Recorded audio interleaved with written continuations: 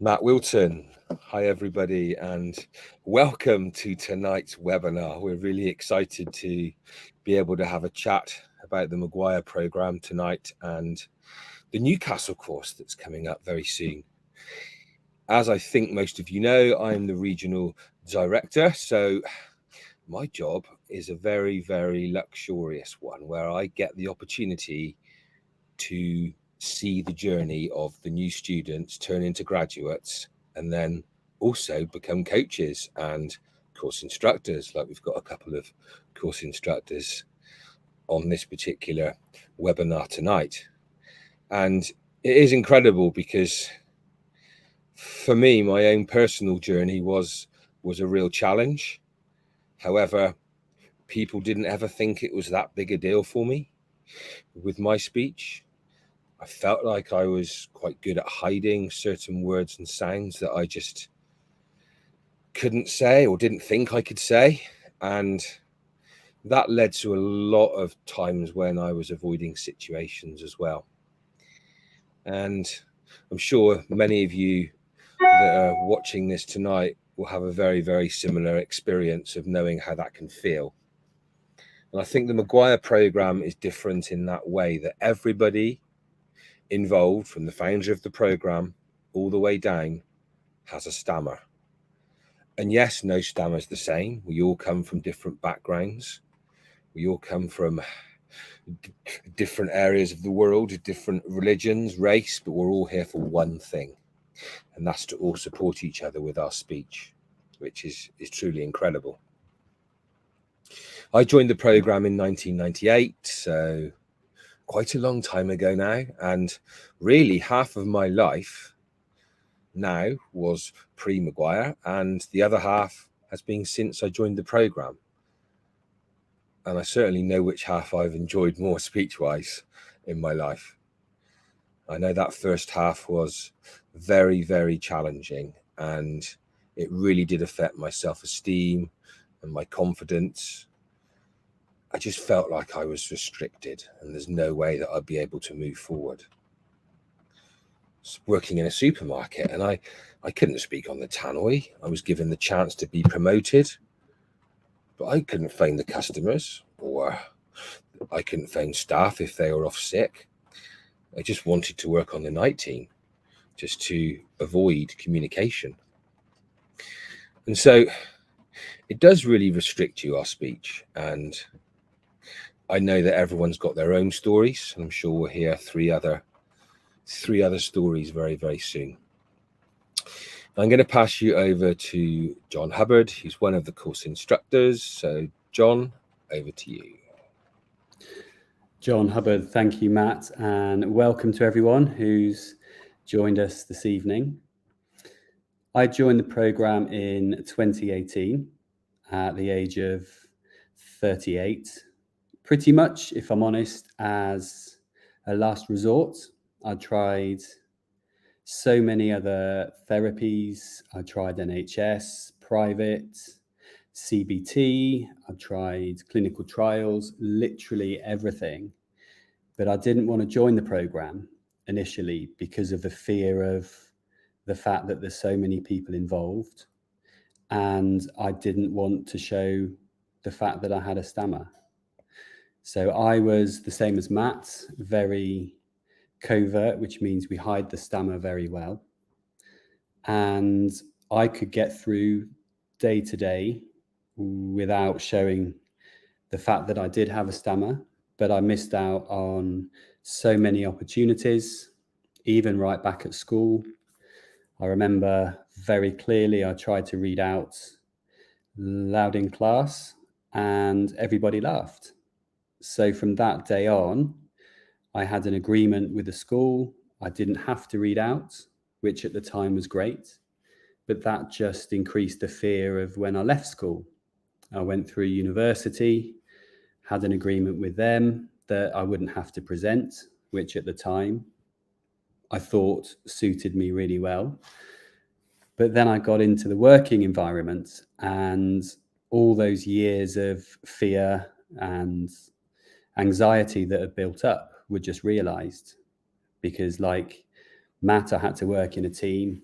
My first job was on a help desk, and I used to literally hide underneath the desk to take a call so no one saw me stammer. That was the lengths that I used to go to. So I tried all these therapies after school to try and help improve my stammer, and nothing worked. So I finally faced the fact I needed to do something fairly major about it. I signed up to the program. My first course was in Newcastle as well, so it's really special to be coming back to instruct there. And just that feeling of inclusion on the first day, when you realize everybody is in the same boat, you're not on your own, and you finally met other people who understand the things that you've been going through. And that, for me, instantly I knew that I was in the right place. Since the program, I've been able to push myself a lot more at work. I used to avoid meetings because I didn't want to introduce myself. I now run those meetings. One of my recent achievements was introducing a charity at a charity gig that I was playing at in a band in front of a couple of hundred people. If you'd have asked me to do that before the program, absolutely no way, no chance at all. So just the fact that it gives you that freedom is something really, really special. I just wanted to touch on a little bit about what happens during the program. You may have done your research on YouTube and seen some of the TV series that have been about the program in the past. It is a very intensive course.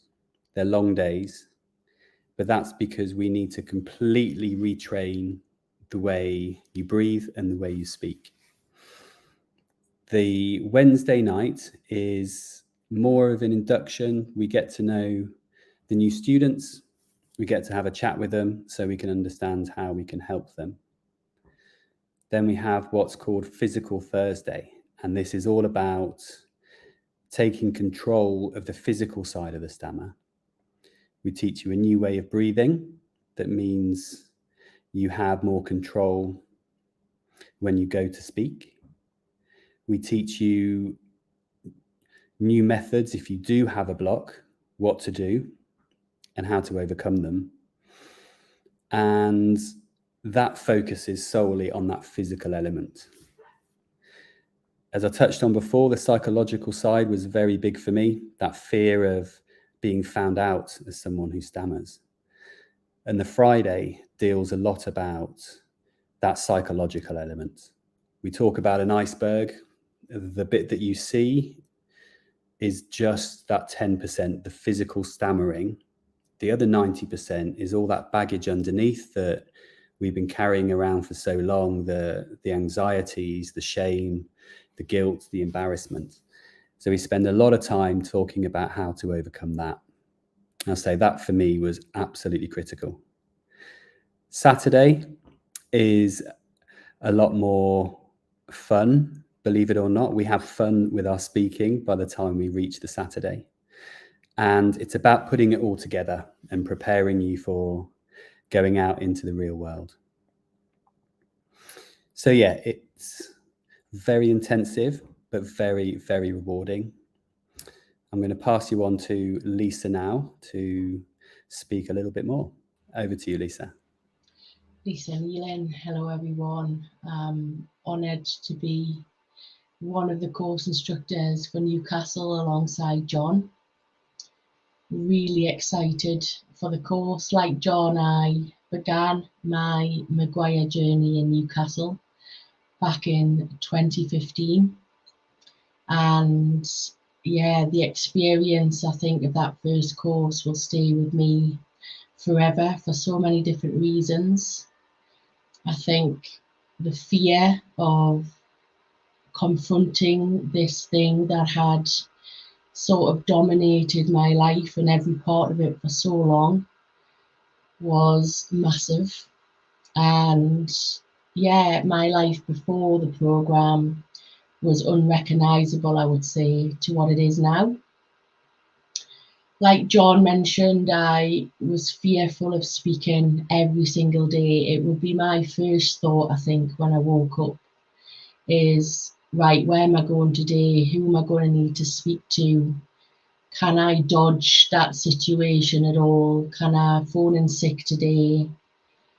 Because the fear of actually being seen as someone, I think, who stammered was so high that the stress it was causing just affected health, of just physically and mentally draining, I think. So to go from that to then joining a course, which, to be honest, I thought was a bit of a 3-day fix. And I remember parking up, going to the door, thinking, no, this is not for me. I can't do this. Going back to the car. I think I did that 3 times. And all I could really say is that by the Thursday morning, all I felt was this overwhelming amount of support that I'd never ever had before from so many people who actually understood what it was like to have a stammer. And I only actually knew, I think, one person, and not very well. And I was someone who never even wanted to talk about it with people. So to be in a room full of people who were there to help and support me and who knew what I was going through, I think was absolutely fantastic. And I think that's the biggest feeling I can remember from that first course. So I really just wanted to touch on support, but I think that support starts, well, prior to the course itself, when, you know, we meet up on Zoom, but also on the course, and the fact that it's a big thing to confront, but you're not on your own. And I feel a massive level of care on the course. We understand that this is going to be quite stressful at first, but then becomes enjoyable pretty much straight away. But yeah, that support starts from the first minute, really, that you meet us, and we want you to feel comfortable. We know that there's fear there, but we want you to feel cared for and really supported. And I think that came across for me, and that's what I want for everybody that joins. So the support starts on the course, but it's lifetime. You know, with this program, you get a lifetime membership. And how amazing that is, that it's not just a weekly chat with a therapist or or any kind of help, I guess. It's something that you've got to back you up your whole life. And I think that's pretty special. I think the program gives you a level of control that you would never ever even dream of.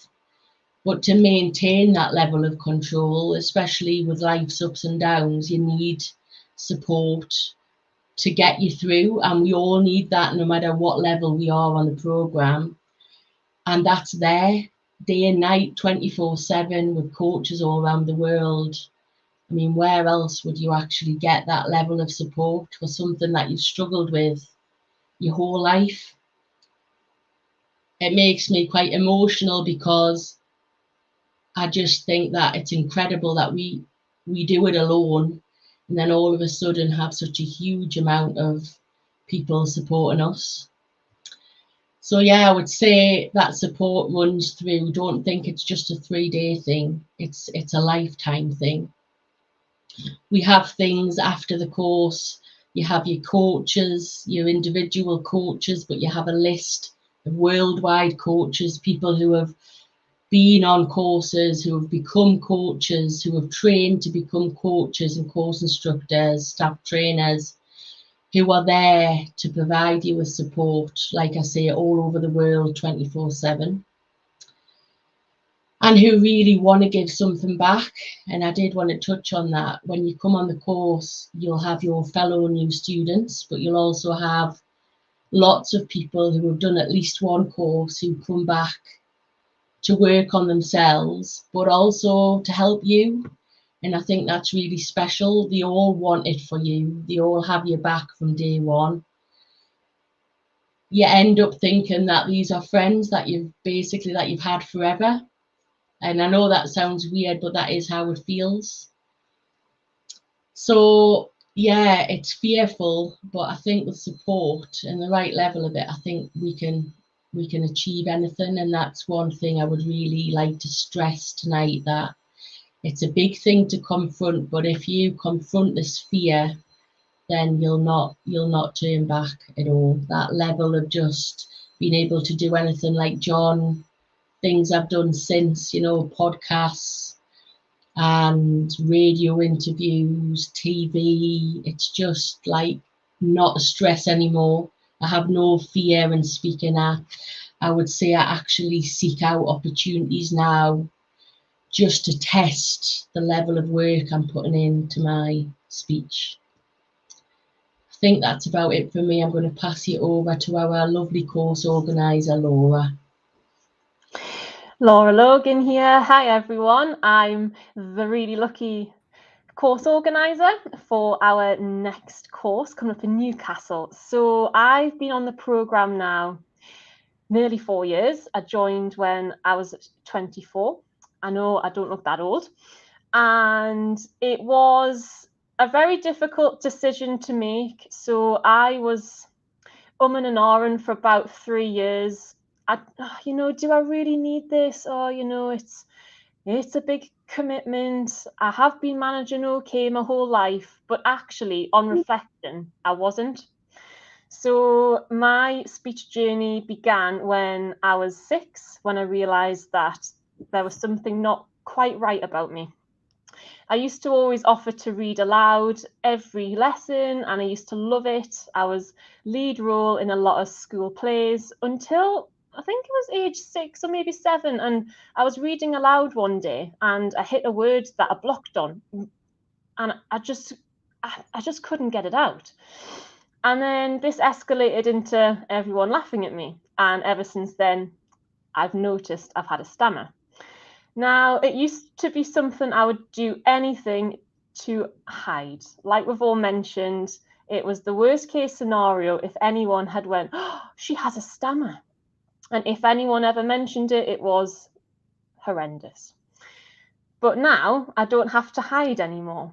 And I've now got control over my speech. It's opened up so many opportunities, and I really do reflect a lot on the 3 years before joining my first course, and I regret every single day that I hesitated, because I've never ever looked back. It's just brilliant.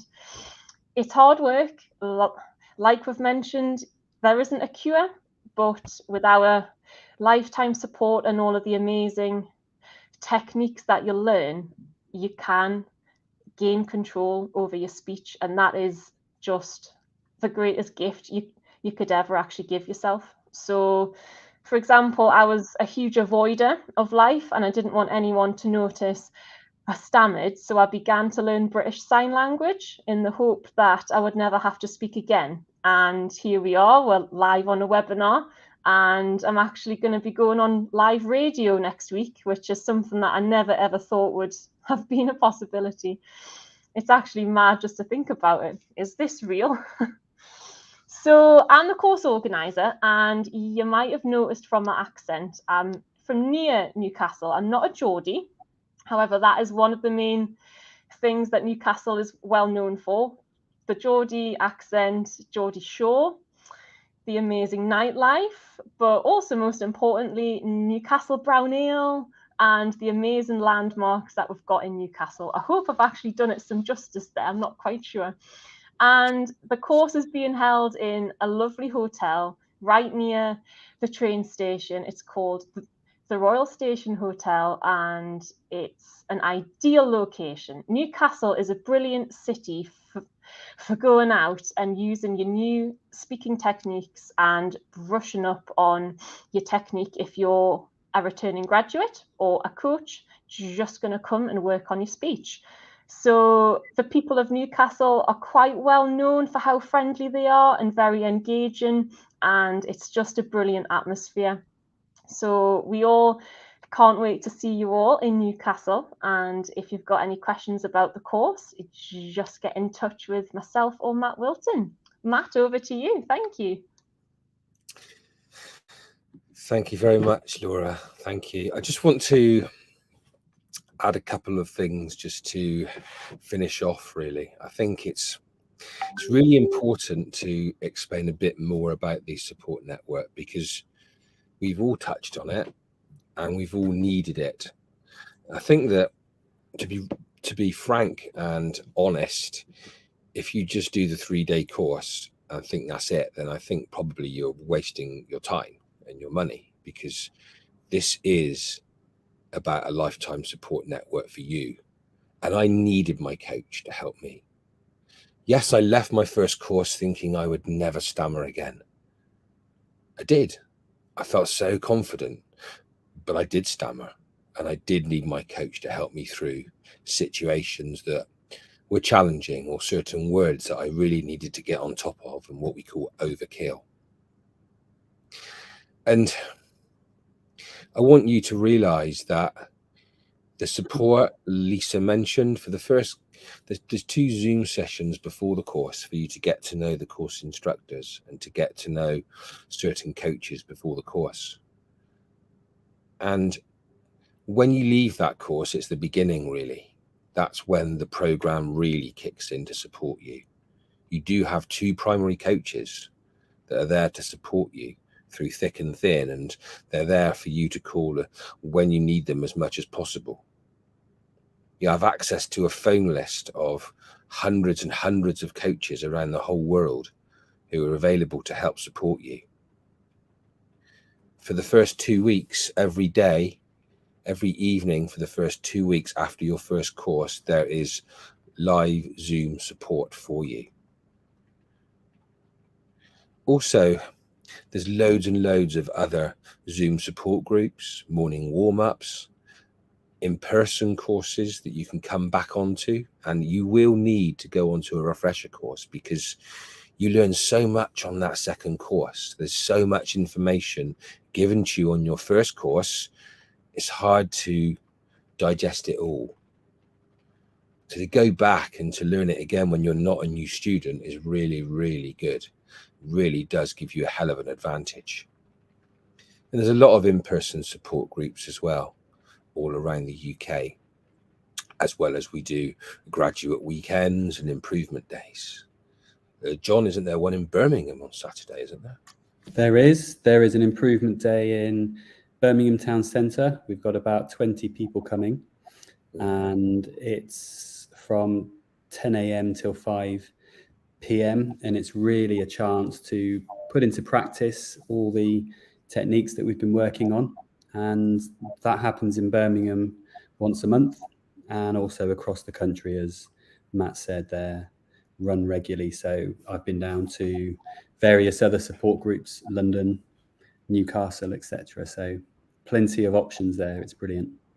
And can I just ask you a question? Why do you come back onto courses and then become coaches and course instructors? What does it do for you?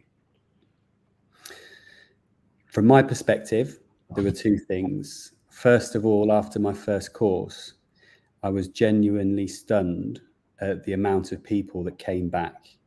You may have 20 coaches on a course that are coming back, taking up their time to support the new students.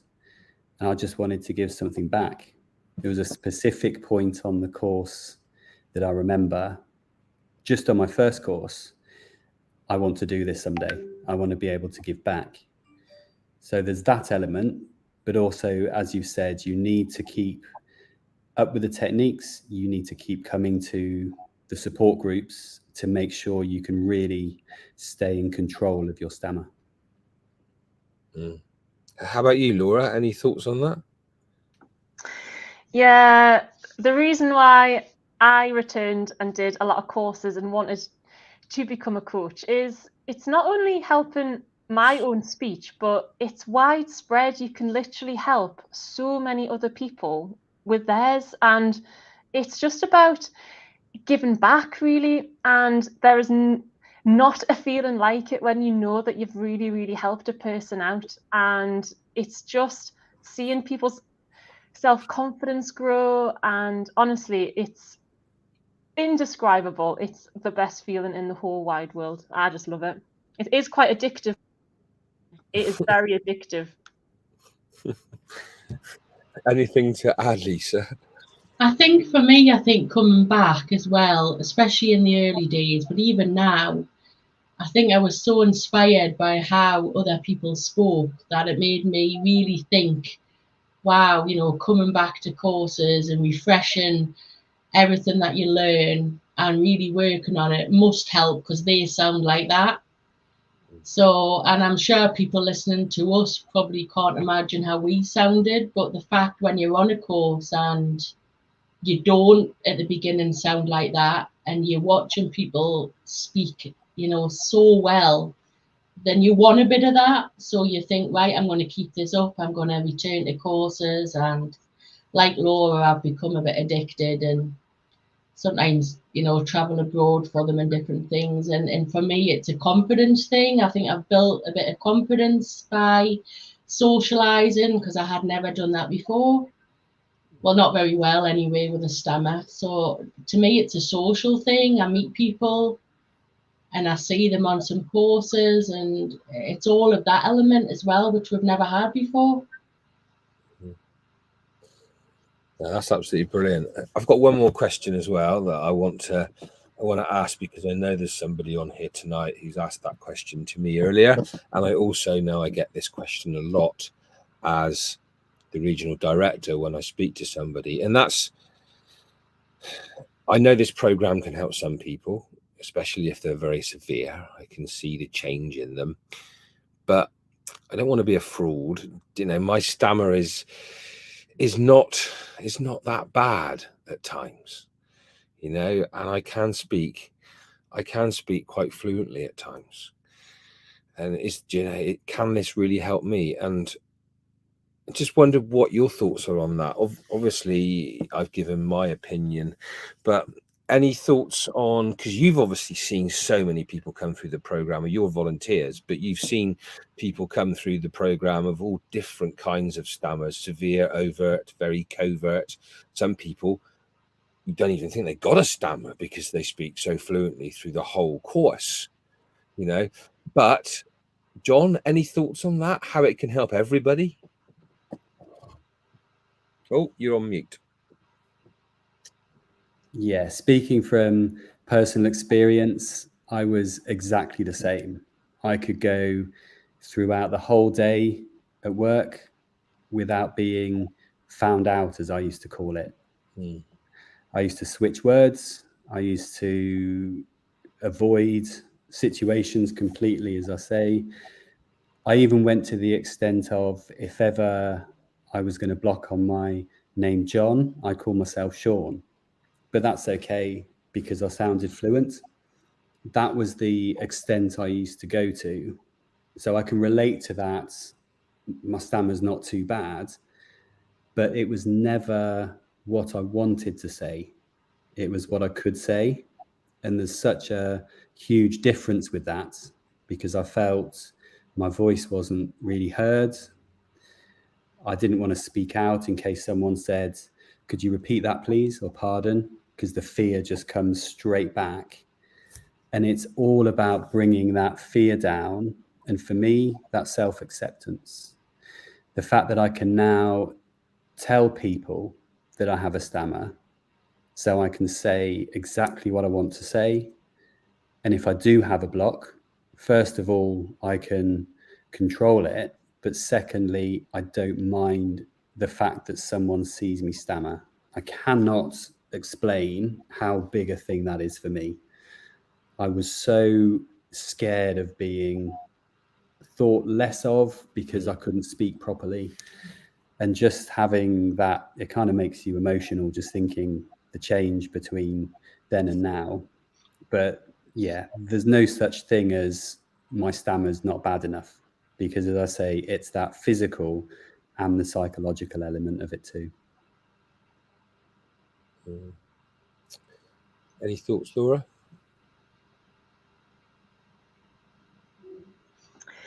Yes, with me, like I mentioned earlier, I had and ahhed for ages, and I actually read the book And then I thought, oh yeah, you know, I don't even need to attend a course because I've read all about it. I'm a huge expert. And I was really, really good, like John was, at hiding everything. I would avoid words, avoid situations. And yeah, exactly like John, I would lie and say, oh yes, I live near sea houses, which is a bit of a lie. And we end up almost living in absolute isolation because we're so afraid of our stammer.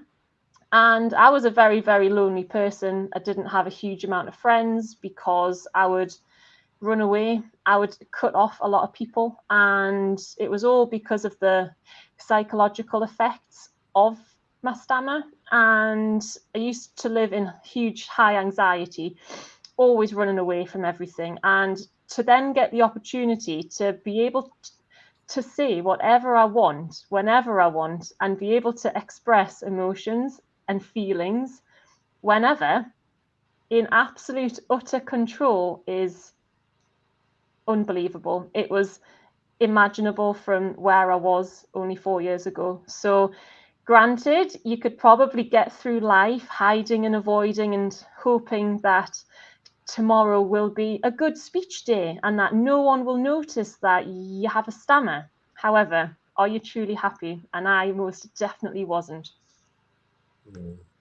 Right. And if you can end, Lisa, with any thoughts with that, that'll be amazing. Yeah, just very similar where, you know, you're waiting on the axe to fall. So I was very covert and I could get by, I guess, by swapping words and dodging situations. But, you know, like Laura's touched on, that's not a way to live. You're never going to fulfill dreams and aspirations by being like that. So for me, I could get by, but if you put me in a room and got me to answer a phone where I couldn't swap words, then you would see, you know, a very overt stammerer, and just that, I guess, that sense of shame, isn't it, and guilt that we all feel if someone sees us like that, you know, like John touched on, that worry that people are going to see you as some kind of, you know, less of a person because you sound like that. I didn't like, and I didn't want to live like that anymore. So yeah, some people could say I'm not as bad as others, but I think what this program really taught me is that psychological side of having a stammer I never even considered. I didn't even know the difference between covert and overt, and the fact some people could swap words and other people just were less able to do that and therefore were overt. So we've all got that fear though, no matter how we actually sound, we've all got that fear and that sense of shame when we do stammer. So I very quickly realised on that course that we're all exactly the same, no matter how we sound. That's amazing. Thank you. I think it's so liberating now, isn't it? Just I remember lying on my bed at home thinking, no one understands how hard this is for me. No one understands what it's like for me to have to go to college and try and speak day to day, and how much baggage and how much that really weighs you down. And no wonder it can really affect your confidence and your self-esteem as a person, you know.